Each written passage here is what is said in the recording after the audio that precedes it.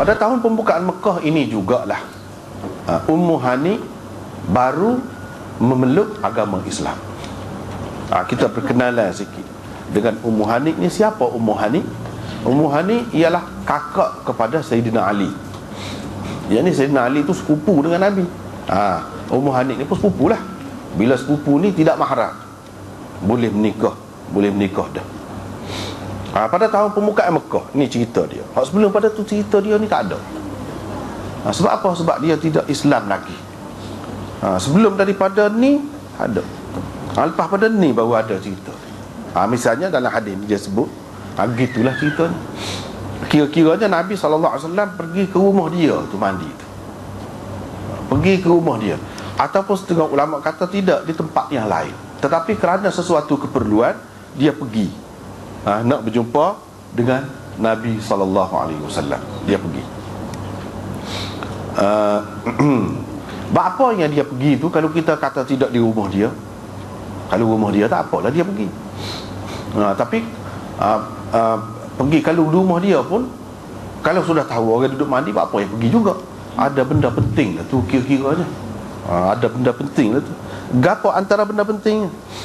Iaitu dia kalau boleh nak suruh Nabi SAW maafkan suami dia yang bernama Hubairah, musuh ketat Nabi SAW.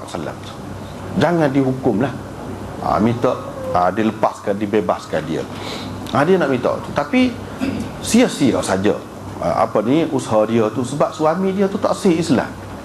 Bukan sekadar tak sah Islam saja, dia tu benci kepada Nabi SAW. Setelah sekian ramai dah pada tahun itu, bila Nabi SAW menguasai Mekah tu, ramai masuk Islam. Kalau tidak masuk Islam pun dia tak ada dah nak memusuh, tak ada dah lah. Bahkan bila Nabi SAW ampunkan, maafkan itu, semuanya suka lah, puas hati lah, tak apa dah lah. Gitu. Tapi Hubairah ni tidak. Berbeza dia daripada orang-orang lain kerana dia cabut lari. Boleh jadi dia berasa dia tidak akan terlepas daripada hukuman Nabi, seperti ada seorang dua yang lain yang tidak terlepas sebab teruk sangat kesalahan dia tu. Dia lari pergi ke Najran. Selepas pergi ke Najran itu, dia lari pula pergi ke Rom, dan di sana dia masuk agama Kristian. Tu cerita je Hubairah ni. Yang kita sebut ini, Ummu Hani ni, nak berkenalan sedikit sebab ada cerita yang selalu disebarkan dan umum juga dalam masyarakat ini. Oleh kerana ada dalam buku-buku tu menjadi rujukan juga orang buat mengaji. Antaranya cerita Ummu Hani yang disebutkan dalam sukatan pengajian dulu lah ni. Tak tahu pakai lagi ke tidak. Boleh jadi pakai lagi. Dalam sukatan Mutala'ah, Al-Mutala'ah, tu sukatan Al-Azhar lah, yang dipakai juga di tempat kita ni. Dalam tu ada sebut cerita, dan dia tak ada komen apa pun. Ada sebut bahawa kononnya Nabi SAW Isra' Mi'raj itu dari rumah Ummu Hani. Itu ceritanya dari rumah Ummu Hani ni. Sedangkan kita tahu Isra' Mi'raj ini sebelum hijrah lagi pelakunya, 2-3 tahun sebelum hijrah, berlaku di Mekah. Pada ketika tu Ummu Hani ni bini orang, dia isteri kepada Hubairah ni. Ada juga riwayat yang menyebutkan bahawa Nabi SAW pernah melamar Ummu Hani ni dengan Abu Talib. Abu Talib tak bui. Abu Talib lebih suka kepada Hubairah, dan dia kata tidak layak, Muhammad ni sesak pada masa tu. Dia tak bui, walaupun dia sayang kepada Nabi ada, tapi untuk jadi menantu dia tak sih. Ada juga riwayat yang menyebutkan begitu. Lepas tu nikah lah, masing-masing nikah. Nabi SAW menikah dengan Khadijah, Ummu Hani ni menikah dengan Hubairah. Tak apalah. Kalau kita kata pada masa tu hijrah ni dari bukan hijrah, Isra' Mi'raj itu daripada rumah Ummu Hani, dia masih tidak Islam. Ini semua cerita-cerita lagu ni ada kerana tersebar dengan meluas riwayat Ibnu Ishaq. Riwayat Ibnu Ishaq Dan Ibnu Ishaq ni dia seorang Syiah, tapi dia menyamar masuk di kalangan ahli sunnah. Ramai orang ahli sunnah ingat dia ni ahli sunnah, molek lah, tak ada apa-apa. Dan orang anggap dia ni sebagai orang yang penting lah dalam sirah, dalam sejarah Nabi ni. Dia sebut dalam kitab dia. Begitu juga Ibnu Hisham yang ambil daripada dia lah, asal dia sirah Ibnu Hisham pun ada sebut juga bahawa Nabi SAW Isra' Mi'raj dari rumah Ummu Hani tengah malam. Itu dalam riwayat. Dia sebut Nabi SAW pergi tidur di rumah Ummu Hani.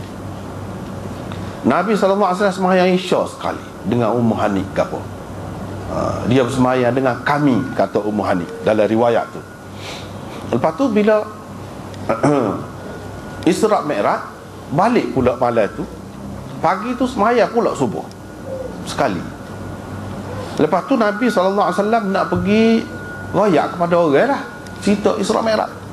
Ummu Hani pegang kain selimut Nabi, pegang kain selimut Nabi, pegang tu sampai terdedah perut Nabi macam kain kipti katanya. Macam kain kipti, yang ni lembut dan comel lah gambaran itu, perut Nabi disebutkan begitu. Lepas pada tu, sebelum tu 2-3 muka surat sebelum pada tu, Ibnu Ishaq sudah sebut dah, iaitu Ummu Hani kata jangan pergi, tak usah royak lah. Kalau royak nanti orang akan mendustakan kamu. Dan bila Nabi SAW pergi royak tu, Ummu Hani suruh hamba dia perempuan pergi tengok gapo berlaku. Yang berlakunya ialah ramai orang-orang Islam yang jadi murtad dengan sebab Nabi SAW cerita Isra' Mi'raj. Itu ringkasan riwayat Ibnu Ishaq tadi. Orang yang tidak kaji, tidak fikir dengan lebih panjang cerita-cerita lagu ni, dia boleh telan dengan mudah saja. Tetapi kepada orang yang mengaji hadis, dia tidak mudah tertipu dengan benda-benda lagu ni. Sebab apa? Kalau kita kata Isra' Mi'raj tu daripada rumah Ummu Hani, bermula daripada rumah Ummu Hani, itu sudah bercanggah dengan ayat Quran. Situ pada ada hadis ni, dia tidak bercanggah dengan Quran. Itu tanda hadis sahih. Kalau hadis itu bercanggah dengan Quran, tidak sahih, mesti hadis tu kali. Sebab apa? Tuhan sudah sebut dah, Subhanalladzi asra bi'abdihi laylan minal masjidil haram ilal masjidil aqsa. Maha suci Tuhan yang memperjalankan hambanya di waktu malam. Minal masjidil haram, bermula daripada masjidil haram, bermula daripada masjidil haram. Kalau kita kata daripada rumah Ummu Hani, maknanya Allah SWT rakyat tak betul. Kena kata bermula daripada rumah Ummu Hani lah. Tapi tidak gitu kan. Situ sudah bercanggah, tak boleh pergi. Sudah bercanggah dari situ. Yang keduanya, kalau kita tengok dari segi sanad dia, Ibnu Ishaq tak ada sanad dia, tak ada sanad. Dia rakyat ada orang cerita, siapa dia cerita? Tidak bertanggungjawab seperti mana dalam hadis-hadis yang kita baca ni. Dalam banyak kitab-kitab tu tak ada sanad, tapi ada juga ada sanad. Misalnya dalam Tabari dan lain-lain, cerita yang sama. Tetapi tak boleh lepas daripada Ibnu Ishaq juga. Ataupun ada perawi-perawi lain yang perawi-perawi lain yang cacat dan tidak boleh diterima, tidak boleh diterima, seperti Abu Harun Al-Abdi dan lain-lain lagi. Dengan adanya perawi-perawi yang seumpama ini, cerita ni tak boleh diterima. Selain daripada itu, kalau kita tengok dari segi logik, mana boleh daripada rumah Ummu Hani, dan cerita tu macam mana kita nak terima, sedangkan Nabi SAW terima sembahyang 5 waktu ni pada malam Mi'raj tu lah. Lagu mana sembahyang dah? Ni sembahyang dah, dalam tu dia sebut sembahyang dah, sedangkan dia terima sembahyang tu pada malam tu, tidak pergi lagi, dia sembahyang dah. Sedangkan dia terima semaya tu pada malam tu. Tidak pergi lagi. Dia semaya tu. Tu perkara bendanya. Dia kalau hadis ni hadis tidak kuat, hadis maudhu', palsu, dia adalah bendanya, kita boleh kesan. Iaitu semaya. Semaya tu baru difardukan kemudian. Yang keduanya dia tu kan kafir. Masa tu dia tidak Islam lagi. Islam ni baru Fatih Makkah ni. Lama selepas pada tu, 10 tahun kira-kira selepas pada tu baru Islam. Adakah orang kafir ni semaya dengan Nabi? Tak pernah sabar tu. Tak boleh. Dia bercanggah sikit. Yang kedua. Yang ketiganya dia kata semaya kami, Nabi semaya dengan kami ramai-ramai. Kami tu siapa? Berapa orang? Suami dia tak ada kah? Ubairah tu. Sedangkan semua maklum Ubairah ni tak masuk Islam pakai kesu. Seperti yang kita sebut tadi, akhirnya dia jadi Kristian. Macam mana kalau kita kata suami dia ada di rumah, suami dia nak semaya sekali, sedangkan suami dia pun tidak Islam lagi. Ni tahu pembuka Mekah ni, Ummu Hani sudah Islam, suami dia tak Islam lagi. Tak Islam pakai kesu. Dia Islam dah. Macam mana pada ketika tu nak semaya sekali kalau kita kata andaikan suami dia tu ada. Lepas tu dia tu musuh Nabi. Macam mana Nabi SAW pergi tidur rumah dia? Tak pernah sabar tu. Kau untuk syarat nak Mi'raj ni, nak Isra' ni kena duduk di rumah Ummu Hani dulu. Berkat rumah dia, kau kata berkat lagu mana orang kafir? Tak ada lagu tu. Tak ada. Kalau kita kata suami dia tak ada, kita andaikan suami dia tak ada, semaya tu orang lain lah, maksudnya kami tu boleh jadi hamba dia kok. Suami dia tak ada, lagilah tak pernah sabar. Macam mana Nabi SAW pergi tidur rumah musuh dia? Dia tak ada. Dalam keadaan Ubairah tu tak ada, pergi tidur. Lepas tu kalau berdasarkan riwayat, kata Nabi SAW pernah minta ni Ummu Hani dengan Abu Talib, lagilah meragukan, lagilah tak molek. Orang boleh kata ni kasih lama dia. Boleh kata gitu. Tak molek kau Nabi kita tu. Ketika suami dia tak ada, pergi jumpa. Molek kau lagu tu. Nampak molek kau. Dia kalau hadis tak betul, cerita tak betul, lagu tu lah jadinya. Salah satu tanda hadis itu maudhu', cerita tu palsu, ialah nampak Nabi tu kena hina, tidak sesuai dengan dia tu sebagai seorang Nabi. Kalau kita kata suami dia tu tak ada, ni nampak mesra benar ni. Ummu Hani ni macam suami isteri.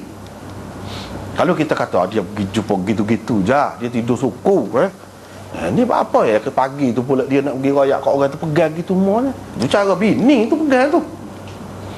Nampak mesra, sehingga nampak perut Nabi SAW, dan dia boleh gambarkan dia royak sendiri. Itu tidak sesuai tu. Tidak sesuai berlaku begitu kepada Nabi SAW. Itu dari segi logik orang panggil, dari segi kaedahnya orang panggil kaedah dirayah. Dirayah ni logik lah, guna logik. Seterusnya Nabi SAW ada anak ke? Dia tinggal siapa anak dia tu? Pergi tidur rumah bini orang ni. Patutkah? Apa contoh yang boleh kita ambil? Lagu tu kalau orang ada anak kecil-kecil boleh tinggal lah pergi tidur rumah orang lain, lagu tu. Sedangkan Khadijah sudah mati, baru mati. Pasal mana Nabi SAW ni nampak tinggal anak anak tak menikah lagi, Fatimah, Ummu Kulthum ada. Dan pada ketika itu tak ada isteri dia, tak ada lagi. Dia tak menikah lagi. Dia tinggal ke siapa anak dia? Adakah ini menggambarkan seorang yang bertanggungjawab, ayah yang bertanggungjawab terhadap anak? Tak pernah sabar belaka tu. Tak pernah sabar belaka. Ada setengah orang kata, dia kata Ummu Hani ni pernah Nabi minta dia. Ini ada dalam kitab-kitab dia, tapi Ummu Hani tak sih. Bukan Abu Talib tak sih, Ummu Hani tu sendiri tak sih. Dia kata dia takut nanti kalau dia menikah, dia akan cuai nak jaga antara nak jaga anak dia dengan nak jaga Rasulullah ni. Dia terlalu sayang kepada anak dia, dan kira-kiranya kalau dia menikah dengan Nabi, dia akan caralah kepada Nabi, takut cuai Mana-mana tanggungjawab terhadap suami kau jadi lebih kurang anak kau, ataupun sebaliknya, dia tak save berlaku. Sebenarnya tidak pernah sabar bila hak Nabi minta tu. Kalau Nabi SAW minta tu sebelum Mi'raj lagi, sebelum dia berhijrah lagi, seperti kita kata tadi, dia kafir, lagu mana? Dia tidak Islam, lagu mana Nabi SAW nak minta dia? Minta tu bila? Ketika Abu Talib ada lah kira-kiranya. Dan sebelum daripada Isra' Mi'raj tu, Abu Talib sudah mati. Minta tu masa mana? Pada ketika tu dia sudah nikah dan bini orang, nak minta mana? Kalau kita kata minta tu ni pada tahun pembukaan Mekah, tak pernah sabar juga. Tak pernah sabar juga. Sebab apa? Setelah suami dia tak ada dan dia Islam, bapa dia tak pernah sabar tu kalau Nabi nak sungguh. Dan anak dia besar mana? Nikah lama dah. Orang lain boleh ada anak juga kan, nikah dengan Nabi bapanya. Tak pernah sabar. Itu cerita-cerita yang tak pernah sabar. Bahkan isteri Nabi SAW yang terakhir, lepas pada tu ayat Allah SWT kata tak boleh dah nak tukar bini ni. Nak tukar kau tak menikah lain, tak boleh. Wala antabaddala bihinna min ba'd. Tak boleh nak tukar. Bila dia menikah dengan Maimunah, perkahwinan dengan Maimunah pada tahun yang ke-7. Lepas pada tu tak pernah sabar kalau kata Nabi minta lagi. Tak. Sebab apa? Sudah ada ayat. Walau a'jabaka husnuhunna illa ma malakat yaminuk. Walaupun kamu kena kau gapo tak boleh dah. Nak tukar hak lain pun tak boleh. Hak ni molek dah. Cukup dah. Untuk kerja kamu sebagai rasul tu sudah cukup dah. Jadi tak pernah sabar kita kata kalau ada cerita-cerita yang seumpama itu. Baiklah. Bapa semua cerita-cerita yang seumpama ini ada. Dikatakan Nabi Isra' Mi'raj daripada rumah Ummu Hani, dan begini-begini Nabi nak kepada Ummu Hani tak say lah, macam-macam cerita ni. Apa? Kita kena ingatlah, sebab Ummu Hani ni kakak kepada Sayyidina Ali kan. Syiah ni dia lebih sama Sayyidina Ali. Tak boleh kalau kurang. Setiap peristiwa, setiap gapo-gapo hak besar-besar mesti kena ada peranan Sayyidina Ali. Kalau tidak secara langsung, Sayyidina Ali pun ada anak dia lah, adik-adik dia ke. Dan Ibnu Ishaq tu siapa? Syiah. Bila Syiah dia masuk, haluh cara dia masuk. Orang hak tak khabar kena ke dia. Cara dia tu halus. Macam cerita ni serupa juga. Sebab apa? Sebab Ummu Hani tu kakak Sayyidina Ali. Peranan Sayyidina Ali tak ada secara langsung. Dia nak seseorang jenis nak cerita keberkatan, segala keberkatan. Memang Syiah lagu tu, segala keberkatan dalam Islam ni disebabkan keluarga Sayyidina Ali. Situ pergi. Tak boleh tak ada Sayyidina Ali. Sebab itulah cerita hijrah gapo Nabi dia suruh Sayyidina Ali tidur tempat atas katil dia tu. Padahal tak ada dalam riwayat Bukhari ni, tak ada. Nabi hijrah daripada rumah Sayyidina Abu Bakar. Yang terlibatnya keluarga Abu Bakar, itu dalam riwayat Bukhari. Riwayat Ibnu Ishaq kata Nabi hijrah daripada rumah dia tengah malam. Sedangkan dalam riwayat Bukhari hijrah tengah hari daripada rumah Abu Bakar. Bercanggah, sudah canggah dari riwayat tu. Lepas tu cerita suruh Sayyidina Ali tidur. Sebab apa? Hijrah ni pun peristiwa besar juga. Kena ada lah peranan Sayyidina Ali. Tak boleh lah tak ada. Ini benda. Dia mesti kaitkan dengan Sayyidina. Apa benda pun. Kalau Kaabah tu mulia di sisi kita, Kaabah tu mulia. Kaabah ni kan tempat kiblat lah, kita kata orang Islam. Dia kata Sayyidina Ali beranak dalam Kaabah. Mesti ada. Itu pesen dia. Itu kita kena tahu. Sebab apa ya royak ni? Sebab lah ni jadikanlah jadikanlah Syiah ni, dan ramai dah juga pengikut dia. Sebab apa? Dia tak tahu, terpedaya, tertipu. Sebab benda-benda saat ni tak ngaji lah. Sebab tak ngaji. Kalau ngaji molek, tidak jadi lagu tu. Jadi cerita ni pun lagu tu lah juga. Apa dikaitkan dengan Ummu Hani? Sebab Ummu Hani tu kakak Sayyidina Ali. Tu je. Dia nak puyada juga ke mana-mana. Padahal kita tak boleh terima. Sebab tadilah. Sebab tadi. Sebab apa ya royak ni? Sebab lah ni jadikanlah Jadi kalau Syiah ni dan ramai dah juga pengikut dia. Sebab apa? Dia tak tahu, terpedaya, tertipu. Sebab benda-benda saat ni tak ngaji lah. Sebab tak ngaji. Kalau ngaji molek, tidak jadi lagu tu. Jadi cerita ni pun lagu tu lah juga. Apa dikaitkan dengan Ummu Hani? Sebab Ummu Hani tu kakak Sayyidina Ali. Tu je. Dia nak pergi ada juga ke mana-mana. Padahal kita tak boleh terima. Sebab tadilah. Sebab tadi. Semua riwayat-riwayat tu kita orang hak mengaji hadis ni kena ubahlah fikiran. Kena ubah. Misalnya hak hijrah, daripada rumah dia suruh Sayyidina Ali tidur tu, orang kafir duduk itat-itat tengok macam duduk tidur, ada orang duduk tidur tu kan. Tu banyak dalam kitab-kitab, dalam buku-buku boleh katakan sebut gitu, tapi dalam kitab hadis tak ada. Tu je lah nak ayatnya. Ada pun dalam kitab Ibnu Ishaq gitulah. Lepas tu bila riwayat-riwayat setara ni bercanggah dengan riwayat sahih, Bukhari kau gapo kau, kita kata tertolak dengan sendiri. Kalau cerita tu canggah dengan Quran, tertolak. Tu kaedah. Canggah dengan hadis sahih, tolak, tak boleh pakai hak tu. Kalau tidak tak pakai, kan bertentangan. Canggah. Hak ni kata tengah hari, hak ni kata tengah malam, hak ni kata rumah Abu Bakar, hak ni kata rumah dia. Lagu mana? Sedangkan peristiwa sama. Tak boleh dia kena sah yang salah satu betul. Jadi kita kena pilih lah hak mana. Kena pilih. Kaedahnya kita orang Islam ni, kita kena tengok hak mana hak sahih, hak lebih sahih. Tak boleh terima gitu saja hak orang tabur pakai ambil ikut serah, tak boleh. Lagu tu punah jadi. Sesungguhnya kita yang jadi bangsanya. Ni ceritanya.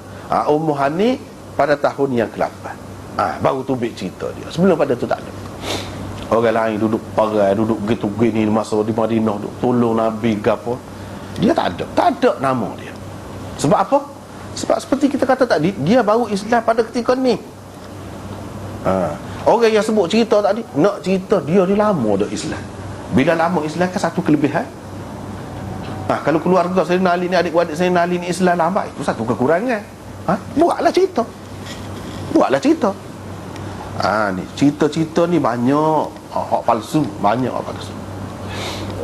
Dalam masyarakat tersebar begitulah. Lepas tu gak tubik lagi lah, macam-macam lagi lah.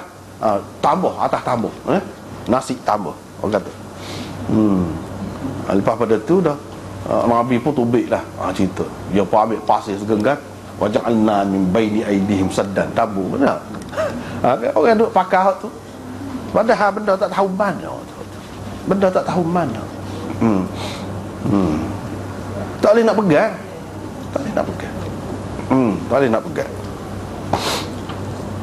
Oleh kerana kita ni sudah umum tersebar benda-benda lagu ni, jadi campur bau lah. Ada hak betul lah betul kita pegang tu, ada hak tidak betul.